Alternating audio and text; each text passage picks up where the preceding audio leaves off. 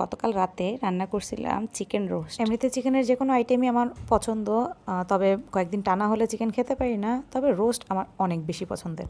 মানে আমি ছোটোবেলায় এমন বাচ্চা ছিলাম যে বিয়ে বাড়ি যাইতাম চিকেন রোস্ট খাইতে। সত্যি কথা স্বীকার করলাম আজকে। আমি বিয়ে বাড়িতে যে খাসি খাইতাম না, মানে মাটন খাইতাম না, আমি রোস্ট খেতাম এবং ক্ষেত্র বিশেষে আমি 2 পিস রোস্টও নিতাম। পোলাও খেতাম না, শুধু রোস্টটাই খেতাম। কিছুদিন ধরে ব্যস্ততা মনে হয় আমার পিছন ছাড়তেছে না। রান্নাবান্নাও এখন আর করি না ঠিকমতো, আর মাঝে মাঝে করে বলেই মনে হয় রান্নাবান্না এখনও আমার ভালোই লাগে। আর এই ধরনের রান্নাগুলো না আমি খুব তাড়াহুড়োর মধ্যে করতে পারি না, তাহলে আমার রান্নাটা একদমই মজা হয় না। যাই হোক, এখানে একটু বেশি করে লিকুইড দুধ দিয়ে দিছি। বাসায় লিকুইড দুধ ছিল না, পাউডার মিল্কের সাথে গরম জল দিয়ে লিকুইড বানিয়ে নিছি। এখন দেখে মনে হচ্ছে অনেক জল, আসলে একটু জল বেশিই দিছি, কারণ আমার বাসায় সবার ঝোল লাগে খাইতে গেলে। রোস্ট হবে মাখা মাখা, কিন্তু আসলে মাখা মাখা দিয়ে খাবেটাকে, সবার লাগবে ঝোল।